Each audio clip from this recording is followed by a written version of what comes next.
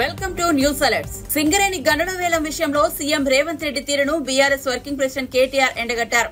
రేవంత్ రెడ్డి 2021లో PCC president గా ఎంపీగా ఉన్నప్పుడు బొగ్గు గనుల వేలాన్ని నిలిపివేయాలని 4 బొగ్గు బ్లాక్లను సింగరేణి క్యాలరీస్ కు బదిలీ చేయాలని కేంద్ర ప్రభుత్వాన్ని డిమాండ్ చేసిన విషయాన్ని గుర్తు చేశారు. ఆవిష్కృతమైనది ఏంటిది అంటే ఈరోజు దేశంలో జరుగుతున్న తాజా ఉదంతం మన రాష్ట్రంలో రేపు జరగబోతున్న ఒక దృష్టాంతమే దానికి గొప్ప ఉదాహరణ. కేసీఆర్ గారు 16 పార్లమెంట్ సీట్లు ఇవ్వండి, మనం కేంద్రంలో ఈ సంకీర్ణ శకంలో ఒక నిర్ణయాత్మకమైన పాత్రలో ఉంటామని తెలంగాణ ప్రజలకు అపీల్ చేసినప్పుడు ఇక్కడ ఈరోజున్న ముఖ్యమంత్రి రేవంత్ రెడ్డి గారితో సహా చాలామంది మాట్లాడినారు. ఏం చేస్తారు 16 ఎంపీలతో కేసీఆర్ గారు, ఏం చేయగలరు అని మాట్లాడినారు. ఇవాళ ఏం జరుగుతుంది అంటే 16 ఎంపీలు వచ్చిన తెలుగుదేశం పార్టీ, 16 ఎంపీ సీట్లు సాధించిన తెలుగుదేశం పార్టీ ఇవాళ తనకొచ్చిన నిర్ణయాత్మకమైన పాత్రతో వైజాగ్ స్టీల్ ప్లాంట్ ప్రైవేటీకరణకు అడ్డుకట్ట వేయగలిగింది, ఆపగలిగింది. వైజాగ్ స్టీల్ ప్లాంట్ ప్రైవేటీకరణ ఈరోజు 16 ఎంపీలతోనే ఆగిపోయింది. కానీ అదే 16 ఎంపీలు ఇక్కడ చెరి 8 చొప్పున బీజేపీ కాంగ్రెస్కి ఇస్తే ఏం జరుగుతున్నదంటే రేపు స్వయంగా బొగ్గు గనుల శాఖ మంత్రి గారు హైదరాబాద్లోనే వేలం పెట్టి మన బొగ్గు గనులను ఇవాళ బహిరంగ మార్కెట్లో వేలం వేసే ఒక దుర్మార్గమైన ఒక కొత్త పద్ధతికి శ్రీకారం చుట్టబోతా ఉన్నారు. ఇది ఆనాడు ముఖ్యమంత్రిగా కేసీఆర్ గారు రాసిన లేఖ. 2021 డిసెంబర్ 8 కేసీఆర్ గారి లేఖ ఏమని, సింగరేణి అనేది ఒక ప్రభుత్వ రంగ సంస్థ. గతంలో బీహార్లో చెస్నా అనే ఒక ప్రాంతంలో మరి ఆనాడు ఒక ప్రమాదం బొగ్గుబాయిలో జరిగితే అక్కడ 100 మంది కార్మికులు చనిపోతే ఆనాటి అప్పటి ప్రభుత్వం, కేంద్ర ప్రభుత్వం ఒక నిర్ణయం తీసుకున్నది. ఏమని, మరి భవిష్యత్తులో బొగ్గు గనులన్నింటినీ కూడా పబ్లిక్ సెక్టార్ అండర్టేకింగ్స్కి అప్పచెప్పినట్టయితే రక్షణ చర్యలు కానీ ఇంకోటి కానీ తీసుకుంటారు జాగ్రత్త. కానీ ఒక విధానపరమైన నిర్ణయాన్ని ఆనాడు 1975-76 ప్రాంతంలో అప్పటి కేంద్ర ప్రభుత్వం తీసుకోవడం జరిగింది. దాన్ని ఉటంకిస్తూ కేసీఆర్ గారు ఉత్తరం రాసినారు. ఏమని రాసినారు, అయ్యా మీరు ప్రభుత్వ రంగ సంస్థ, 51% రాష్ట్ర ప్రభుత్వ వాటా ఉన్నది, 49% కేంద్ర ప్రభుత్వ వాటా ఉన్నది, దయచేసి మీరు కేటాయించండి అని చెప్పారు. చెప్తే వెంటనే ఆనాడు అప్పటి పీసీసీ అధ్యక్షుడు రేవంత్ రెడ్డి గారు కూడా కేసీఆర్ గారు డిసెంబర్ 8 నాడు ఈ డిమాండ్ పెడుతూ ఉత్తరం రాస్తే రేవంత్ రెడ్డి గారు డిసెంబర్ 11 నాడు 2021 డిసెంబర్ 11 నాడు ఇది రేవంత్ రెడ్డి గారు చేసిన ట్వీటు, ఆయన రాసిన లేఖ. ప్రధానమంత్రికి పీసీసీ అధ్యక్షుడి హోదాలో రేవంత్ రెడ్డి గారు ఏం డిమాండ్ చేసినారు, ఐ రోట్ టు ప్రైమ్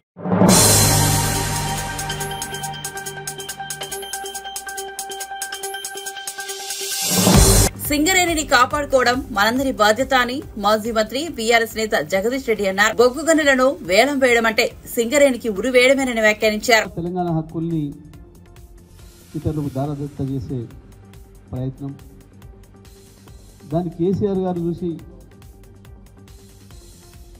అడ్డుకట్ట వేసే ప్రయత్నం మొదలుపెట్టిన తర్వాతనే ఈ ప్రభుత్వం స్పందించడం వరుసగా జరుగుతున్నాయి.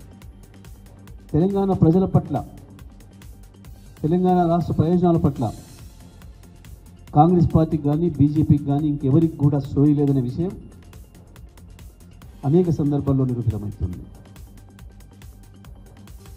కేఆర్ఎంబీ విషయంలో రాష్ట్ర ప్రభుత్వం సోయి లేకుండా వ్యవహరించింది. చిన్న అధికారులపై ఉన్న హక్కుల్ని కేంద్రానికి కట్టబెట్టొస్తే ముఖ్యమంత్రికి కానీ సంబంధిత శాఖ మంత్రికి కానీ ఇతర మంత్రులు కానీ సోయి లేదు. కేసీఆర్ గారు విషయాన్ని బయటికి చెప్తే, ప్రశ్నిస్తే ఎదురుదాడి చేసి తప్పించుకునే ప్రయత్నం చేసిండ్రు ఈ దొంగ కాంగ్రెస్ ప్రభుత్వం. కనీసం ఏం జరిగింది అని విచారణ చేసుకొని లోపల మాట్లాడుకోకుండా కేసీఆర్ పైన ఎదురుదాడి చేసి తప్పించుకుందాం అన్న ప్రయత్నం చేసింది. కానీ బీఆర్ఎస్ పార్టీ ప్రజల తరఫున పోరాటం చేసి శాసనసభలో కావచ్చు, బయట కావచ్చు, జరిగిన వాస్తవాలన్నింటినీ చెప్పి చివరి క్షణం వరకు కూడా తెలంగాణ ప్రభుత్వం కేంద్రానికి లొంగలేదు, ఎట్టి పరిస్థితుల్లో కూడా తెలంగాణ ప్రాజెక్టులను కేంద్రానికి అప్పగించే ప్రశ్న లేదు, కేఆర్ఎంబీకి అప్పగించే ప్రశ్న లేదు అని చెప్పి కరాఖండిగా నిలబడ్డది. చివరి సమావేశంలో కూడా మేము వ్యతిరేకించినాం. ఆ విషయాన్నే కేఆర్ఎంబీ రికార్డ్ చేసింది. ఆంధ్రప్రదేశ్ ఒప్పుకున్నప్పటికీ తెలంగాణ రాష్ట్ర ప్రభుత్వం వ్యతిరేకిస్తుంది కాబట్టి మనం ఇంకా ప్రాజెక్టులు తీసుకోలేకపోయినామనే విషయాన్ని మినిస్టర్లో రాసింది. బయటపెట్టిన తర్వాత ప్రజల్ని కదిలించి నల్లగొండలో 1,00,000 మందిని సమీకరించి రైతుల్ని యుద్ధం ప్రకటించిన తర్వాత గప్పుడు నీళ్లు నవలి తెలంగాణ అసెంబ్లీలో తీర్మానం పెట్టి మేము కేఆర్ఎంబీకి ఇయ్యం, మాకేం ఉండాలి అని చెప్పి తీర్మానం చేయించి చేదుకున్నాం. మరొక వైపు గోదావరిని తీసుకుపోయి కావేరిలో కావేరిలో కలిపి కుట్ర చేస్తుంటే కేంద్ర ప్రభుత్వం నోరు మరపలేదు. చోటేబాయి మళ్ళీ దానికి కూడా కేసీఆర్ యుద్ధం ప్రకటించాల్సి వచ్చింది. ఇవాళ మళ్ళీ సింగరేణి విషయంలో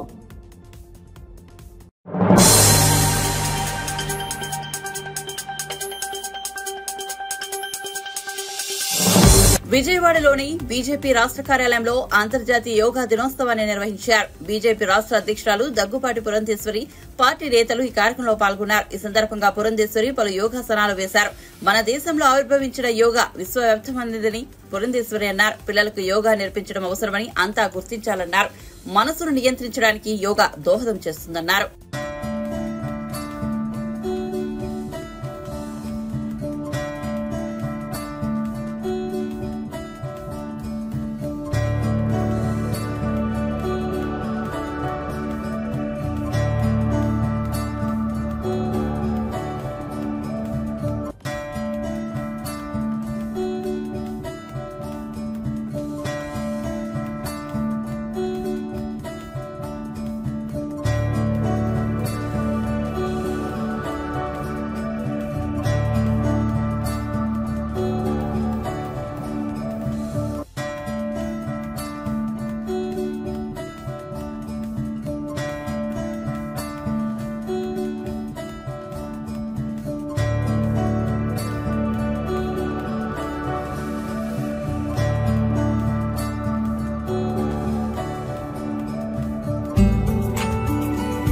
యోగా దినోత్సవం పురస్కరించుకుని అందరికీ కూడా నా అభినందనలు, శుభాకాంక్షలు తెలియజేస్తున్నాను. మనందరికీ తెలుసు 10 సంవత్సరాల క్రితం నరేంద్ర మోడీ గారు ఈ ప్రతిపాదనని అంటే జూన్ 21వ తేదీన మనమందరం కూడా యోగా దినాన్ని నిర్వహించుకోవాలని చెప్పి యుఎన్లో వారి ప్రతిపాదన పెట్టినటువంటి విషయం మనందరికీ తెలుసు. అప్పట్లో చాలామందికి అనుమానం ఉండేది, ఇది నిజంగా యాక్సెప్ట్ చేయబడుతుందా అనేటువంటి అనుమానం ఉన్నప్పటికీ కూడా ఇవాళ ప్రపంచవ్యాప్తంగా దగ్గర 190 దేశాల్లో ఇవాళ యోగా ప్రక్రియని నిర్వహించుకోవడం అనేది మన భారతదేశానికి, భారత జాతికి ఇది చాలా గర్వకారణం అని చెప్పి మనమందరం గమనించవలసినటువంటి విషయం. ఈ దేశాలు ముస్లిం దేశాలు కూడా ఉన్నాయి. వారు సైతం ఇవాళ జూన్ 21వ తేదీన వారందరూ కూడా యోగా దినాన్ని జరుపుకోవడం అనేది ఇది నిజంగా మనందరికీ చాలా ఆనందాన్ని కలిగించేటువంటి విషయం. ఇది యోగా అన్నది కేవలం శారీరక వ్యాయామం మాత్రమే కాకుండా మన మనసుని నిగ్రహించుకునేటువంటి ఒక ప్రక్రియ అని కూడా మనం గమనించాలి. అదేవిధంగా ఉచ్ఛ్వాస నిశ్వాసాలతో సంబంధం ఉన్నటువంటి యోగా ప్రక్రియలో మన ఆరోగ్యాన్ని కూడా మనం సరి చేసుకునేటువంటి అవకాశం ఉంటుంది. కనుక అన్ని విధాలా కూడా మనకి ఉపయోగపడేటువంటి యోగాని కేవలం మన వరకు పరిమితం చేయకుండా మన బిడ్డలకి, ఎందుకంటే చాలా ఒత్తిళ్లతోటి ఇవాళ మన బిడ్డలు పెరుగుతున్నటువంటి సందర్భంలో ఈ యోగా కనుక వారికి అభ్యసింపజేసినట్లయితే ఖచ్చితంగా వారిలో ఉన్నటువంటి ఒత్తిడిని కూడా ఒకంత నివారణ చేసుకునేటువంటి అవకాశం ఉంటుంది. కనుక ఇంతటి గొప్పటి ప్రక్రియ ఏదైతే ఉందో యోగా, మన దేశంలో పుట్టినటువంటి ఈ ప్రక్రియని మనం అందరం గౌరవించుకుంటూ ముందుకు తీసుకుని వెళ్తూ భావితరాల వారికి కూడా అందించాలని చెప్పి అభ్యర్థిస్తున్నాను.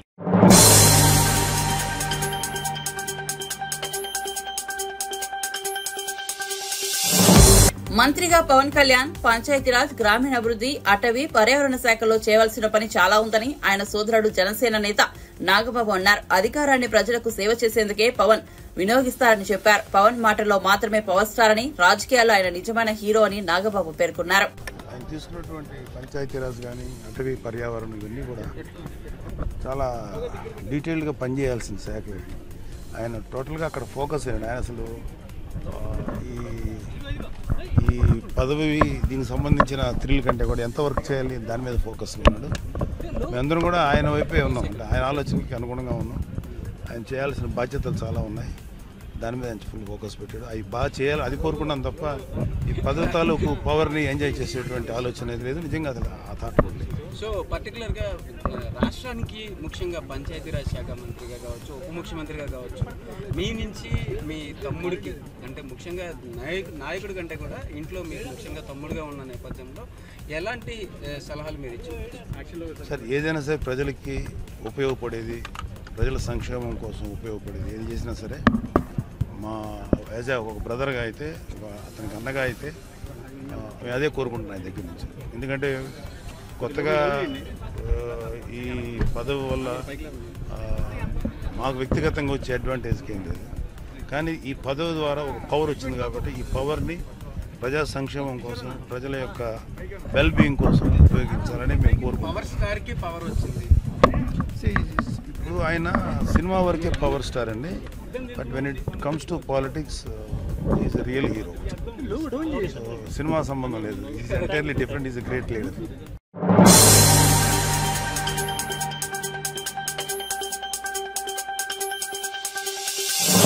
డిప్యూటీ సీఎం బట్టి విక్రమార్క బీఆర్ఎస్ పార్టీపై అవగాహన లేని ఆరోపణలు చేస్తున్నారని మాజీ ఎంపీ బోయినపల్లి వినోద్ కుమార్ అన్నారు. పార్లమెంట్ ఎన్నికల తర్వాత మోదీ రేవంత్ రెడ్డి కలిసి సింగరేణిని అమ్ముతారని కేసీఆర్ ముందే చెప్పారని గుర్తు చేశారు. సింగరేణిని కాపాడే ఉద్దేశం కాంగ్రెస్ పార్టీ ప్రభుత్వానికి లేదని ఎద్దేవా చేశారు. తెలంగాణ భవన్ లో వినోద్ మీడియాతో మాట్లాడుతూ mines and minerals regulation amendment బిల్లులకు మద్దతు ఇచ్చిందని అసత్య ప్రచారం చేస్తున్నారు. ఈ బిల్లును కాంగ్రెస్ పార్టీ 2013లో పార్లమెంట్ లో ప్రవేశపెట్టింది. బీజేపీ అధికారంలోకి వచ్చాక 6 నెలల్లో ఆర్డినెన్స్ రూపంలో చట్టం చేసింది. కాంగ్రెస్ పార్టీకి పరిపాలన అంటే జోగ్గా మారిందని తెలిపారు. ముఖ్యమైన అంశం to comprehensively amend the law governing the mineral sectors with Mines and Mineral Development and Regulation Bill 2011 was introduced in Lok Sabha on 12/12/2011. ఆ రోజు ఎవరు ఈ దేశాన్ని పరిపాలించింది? కాంగ్రెస్ పార్టీ. మన్మోహన్ సింగ్ గారు ప్రధానమంత్రి గారు. Extensive consultations preceded the finalization of the draft of the bill. It was thereafter intensively scrutinized by the Standing Committee on Coal and Steel, who gave their report on May 2013. The bill could not be passed before the dissolution of the 15th Lok Sabha and consequently lapsed. ఈ బిల్లును introduce చేసింది ఎవరు పార్లమెంట్లో? Congress party. Congress party standing కమిటీకి refer చేసింది, bill introduce చేశారు. 15 లోక్సభ కాల పరిమితి అయిపోయింది, ఎన్నికలు జరిగినాయి. ఎన్నికలు జరిగిన తర్వాత ఏమైంది? కాంగ్రెస్ పార్టీ ఓడిపోయింది, బీజేపీ పార్టీ అధికారంలోకి వచ్చింది. బీజేపీ పార్టీ అధికారంలోకి వచ్చిన తర్వాత ఇక paragraph 5, in view of the urgent need to address these problems the Mines and Minerals Development and Regulation Amendment Ordinance 2015 was promulgated on 12th January 2015. The present bill is to replace this ordinance. This bill is designed to put in place a mechanism for BJP ప్రభుత్వం వచ్చిన 6 మాసాల లోపట్టే ఈ బిల్లును ordinance రూపంలో తీసుకొచ్చి చట్టం చేసేసారు. పార్లమెంట్లో తీసుకురాలేదు. ఆర్డినెన్స్ రూపంలో బీజేపీ ప్రభుత్వము చట్టం చేసింది. తర్వాత బిల్ ఇంట్రడ్యూస్ చేసిండ్రు, వాయిస్ ఓట్తోనే ఇది పాస్ అయిపోయింది. ఈ పాపం ఎవరిది? కాంగ్రెస్ పార్టీ ఆలోచన చేసింది. కాంగ్రెస్ పార్టీ పార్లమెంట్లో బిల్లు ప్రవేశపెట్టింది. మన్మోహన్ సింగ్ గారి ప్రభుత్వము, మోడీ గారి ప్రభుత్వం వచ్చే ఆర్డినెన్స్ రూపంలో దీన్ని చట్టం చేసింది. మొన్న కేసీఆర్ గారు పార్లమెంట్ ఎన్నికల సందర్భంలో చెప్పిండు, ఈ ఎన్నికల తర్వాత మోడీ రేవంత్ రెడ్డి ఇద్దరు కలిసి సింగరేణిని అమ్ముతారు అని చెప్పిండు. ఒక గదే జరిగింది. ఇవాళ ఏం చెప్తారో నేను విక్రమార్క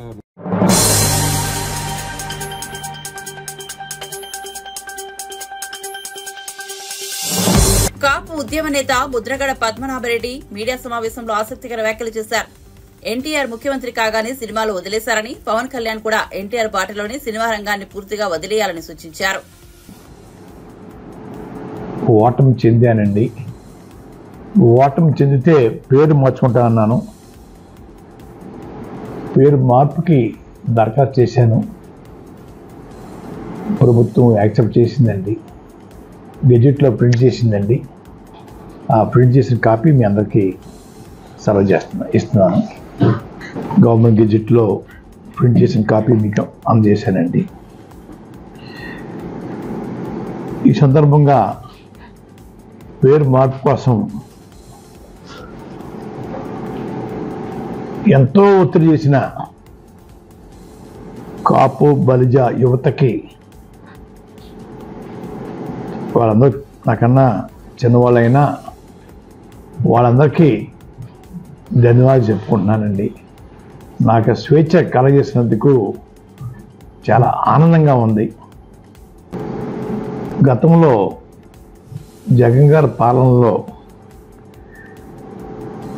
నేను ఉద్యమం చేయటం లేదు అని పవన్ కళ్యాణ్ గారు తరచూ మాట్లాడుతూ ఉండేవారండి. నా ఇమేజ్ పెంచుకోవడం కోసం ఉద్యమం చేపట్టాడు తప్ప నేనే లాభం పొందాను అనే మాటలు ఎక్కువగా వచ్చేవండి. నేను చేతకానివాడిని, అసమర్థుడిని, అమ్ముడు పోయాను కాబట్టి ఆ రోజు ఉద్యమాన్ని కొనసాగించలేకపోయిన పవన్ కళ్యాణ్ గారు, కాపులకి నేను వారి కోరిక నెరవేర్చలేకపోయాను. మీ చేతిలో రాష్ట్ర ప్రభుత్వం, కేంద్ర ప్రభుత్వం కూడా మీ చేతిలో ఉన్నాయి. కాపుల యొక్క చిరకాల కోరిక తీర్చే అవకాశం మీకు ఉందని నేను అనుకుంటా ఉన్నాను. ఆ దిశగా మీరు తలుచుకుంటే కొన్ని రోజుల్లోనే రాష్ట్రంలోనూ కేంద్రంలోనూ ఆ రిజర్వేషన్ ఇప్పించగల సత్తా మీకు ఉందని నేను భావిస్తూ ఉన్నాను. అలాగే మీ చేతిలో రాష్ట్ర ప్రభుత్వం, కేంద్ర ప్రభుత్వం మీ చెప్పు చేతల్లో మీ అండతో ఉన్నాయి కాబట్టి ప్రత్యేక హోదా కోసం ఒక అడుగు ముందుకు వేయమని నేను కోరుతా ఉన్నానండి. అది కూడా సాధించాలండి. ఆ రోజు ఎక్కువ మెజార్టీ ఉండటం వల్ల బీజేపీ ప్రభుత్వం జగన్ గారి కోరికను మన్నించలేదు.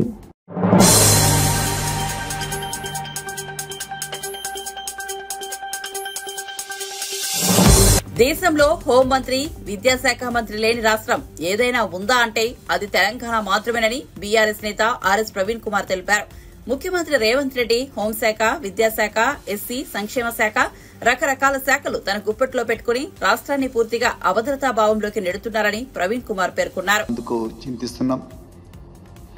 నిజానికి దేశంలో హోంమంత్రి లేని రాష్ట్రం ఏదైనా ఉందంటే, విద్యాశాఖ మంత్రి లేని రాష్ట్రం ఏదైనా ఉందంటే అది తెలంగాణనే అని ఇలా క్లియర్గా అర్థమవుతున్నది. ముఖ్యమంత్రి చేతిలోనే హోంశాఖ, ముఖ్యమంత్రి చేతుల్లోనే విద్యాశాఖ, ముఖ్యమంత్రి చేతుల్లోనే ఎస్సీ సంక్షేమ శాఖ, రకరకాల శాఖలు ముఖ్యమంత్రి తన గుప్పిట్లో పెట్టుకొని రాష్ట్రం పూర్తిగా అభద్రతాభావంతో బతికే విధంగా ఈరోజు తయారు చేయడం చూస్తున్నాం, మన కళ్ళతోనే చూస్తున్నాం. ఇవాళ తెలంగాణ రాష్ట్రం వల్లకాడుగా మారే ప్రమాదం ఇవాళ మన కళ్ళ ముందర స్పష్టంగా కనిపిస్తున్నది. దానికి మరి ఇంతకుముందు మా గౌరవ ఎక్స్ఎమ్మెల్యే కొల్లాపూర్ గారు, హర్షవర్ధన్ రెడ్డి గారు మాట్లాడినట్టుగా మీకు క్లియర్గా అర్థమైంటుంది. ఇప్పటికే మిత్రులారా, కొన్ని సంఘటనలు అయితే మీ దృష్టికి తప్పకుండా తీసుకురావాలి. ఈ కొల్లాపూర్లో ముల్చింతలపల్లి గ్రామంలో ఏదైతే ఒక గిరిజన మహిళ మీద వారం రోజులుగా ఆమెను కిడ్నాప్ చేసి దుండగులు అత్యాచారం చేస్తుంటే కనీసం పోలీసులకు ఆ విషయం మీద వారం రోజులుగా ఏమాత్రం సమాచారం లేకపోవడం అనేది ఈ రాష్ట్రంలో భద్రతా వ్యవస్థ, ఇంటెలిజెన్స్ వ్యవస్థ, సమాచార సేకరణ వ్యవస్థ, గ్రామ స్థాయిలో పోలీసింగ్ ఎంత ఘోరంగా ఉన్నదనేది మనకు క్లియర్గా అర్థమవుతున్నది. చీమ చిట్టుకోమంటేనే వచ్చే మరి పోలీసులు మరి ఇలా ఎందుకు వారం రోజులుగా కొల్లాపూర్ ప్రాంతంలో ఒక గ్రామంలో మూల్చింతలపల్లి అంటే ఏదో మారుమూల అటవీ ప్రాంతంలో ఉన్న ప్రాంతం కాదు, అది కొల్లాపూర్ మండలంలో ఉన్న ఒక గ్రామము. ఆ గ్రామంలో ఇలా ఒక గిరిజన మహిళ ఎంతో ఘోరంగా పాశవికంగా ఆటవికంగా ఆమెను వారం రోజులుగా అత్యాచారం చేస్తుంటే పోలీసు వ్యవస్థ కనీసం కనుక్కోలేకపోయింది. అదేవిధంగా నిన్న పోలీస్ స్టేషన్లోనే ఒక మహిళ గత సంవత్సరం ఆమె మీద కేసు బుక్ చేస్తే నిన్న ఆమెను విచారణకు పిలిపిస్తే ఆమె పోలీస్ స్టేషన్లోనే ఆత్మహత్య చేసుకొని చనిపోతే ఆమె ఏ పరిస్థితుల్లో ఆత్మహత్య చేసుకొని చనిపోయిందని చూడడం కోసం కనీసం ఆధారాలు లేకుండా పోలీసులు మరి పోలీస్ స్టేషన్లో సీసీటీవీ కెమెరాలు కూడా పనిచేయని పరిస్థితి ఇలా కొల్లాపూర్కే చెల్లింది మిత్రులారా. ఇది ఇంత ఘోరంగా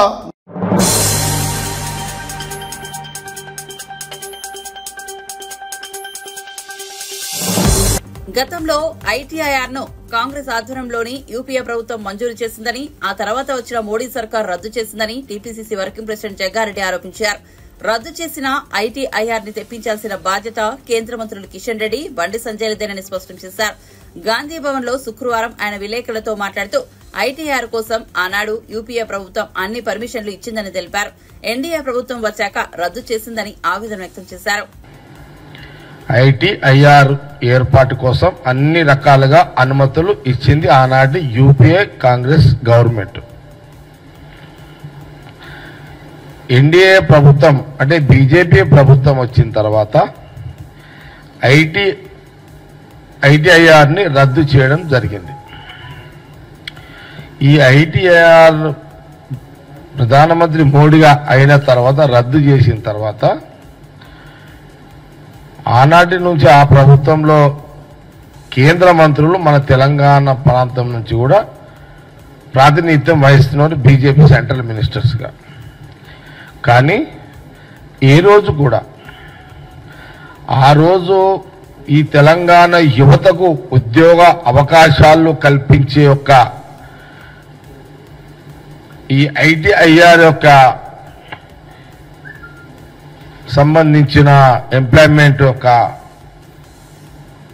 సంబంధించిందని ఎక్కడ కూడా ఆ రోజులలో ఎప్పుడు కూడా సెంట్రల్ మినిస్టర్స్ బీజేపీకి సంబంధించిన వాళ్ళు తెలంగాణ ప్రాంతం కానివ్వండి లేదా అప్పుడున్న బీజేపీ ప్రెసిడెంట్లు ఎవరు కిషన్ రెడ్డి గారు అండ్ బండి సంజయ్ గారు ఎక్కడ కూడా తెలంగాణ యువకులకు పెద్ద ఎత్తున ఉద్యోగాల అవకాశాలు కల్పించే ఐటీఐని తీసుకురావాలి, ఆ రద్దు చేసినటువంటి మోడీ ప్రభుత్వాన్ని మళ్ళీ అసలు రద్దు చేయకుండా ఆపే ప్రయత్నం ఆ రోజు వాళ్ళు చేయలేదు.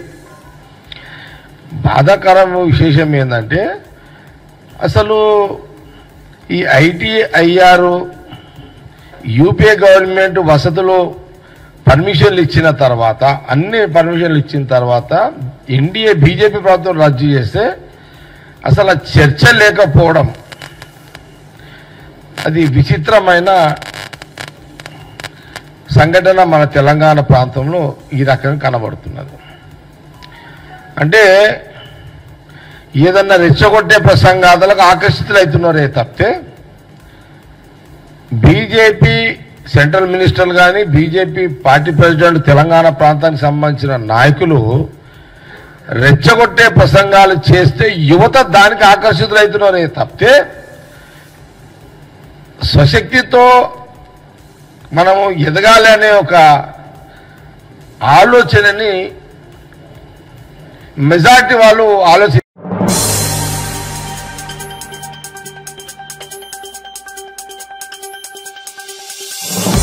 అటల్ సేతు 17,840 కోట్లతో కేంద్ర ప్రభుత్వం ప్రతిష్టాత్మకంగా నిర్మించిన బ్రిడ్జి 5 నెలల కిందట ప్రధాని మోదీ ప్రారంభించారు. దేశంలో నదిపై కట్టిన అతిపెద్ద బ్రిడ్జిగా ఇది రికార్డుకెక్కింది.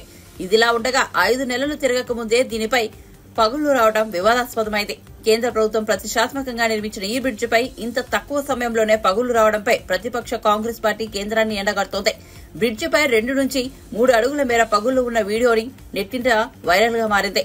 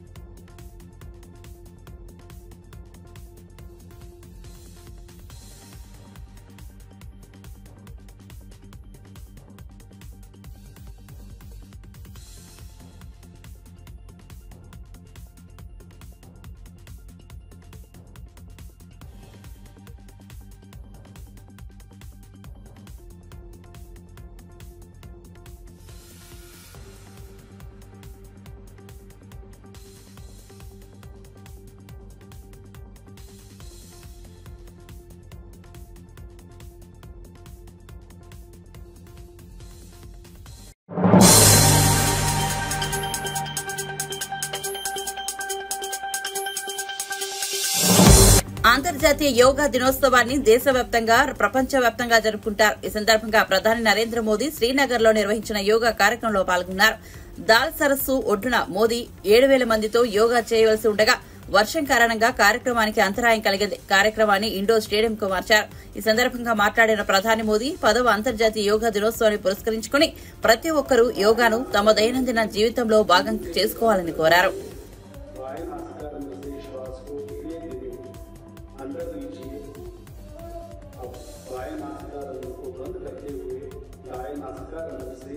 श्वास को बाहर छोड़िए, पुनः दाएं नासिका से श्वास को अंदर लीजिए और बाएं नासिका से धीरे धीरे श्वास को बाहर छोड़िए।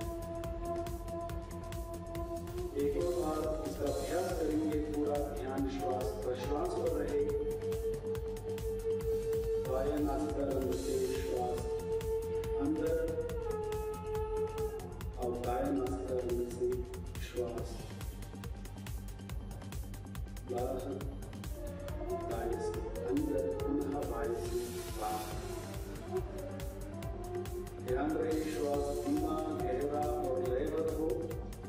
अनुलोम विलोम प्राणायाम शरीर में रोग प्रतिरोधक शक्ति को बढ़ाता है, एकाग्रता को बढ़ाता है।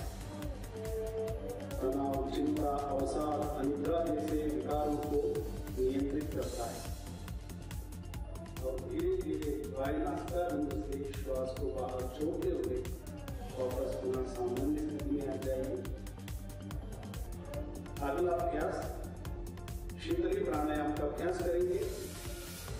जीभ को बाहर निकालिए और जीभ को दोनों तरफ से मोड़ते हुए पक्षी की चोंच के आकार बनाइए और जीभ से गहरा श्वास लीजिए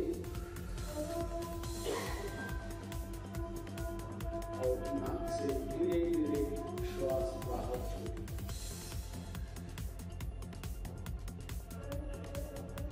पुनः इसका अभ्यास करेंगे। धीरे धीरे जीभ से श्वास अंदर और नाक से श्वास बाहर। शीतली प्राणायाम शरीर में एकाग्रता को बढ़ाता है, उच्च रक्तचाप को नियंत्रित करता है और नासिका से श्वास छोड़ते हुए विश्राम कीजिए। अगला अभ्यास भ्रामरी प्राणायाम। षण्मुखी मुद्रा धारण कीजिए, दोनों अंगूठे से कान बंद कीजिए, उंगलियों को चेहरे पर स्थापित करें, नाक से श्वास अंदर लीजिए और धीरे धीरे श्वास छोड़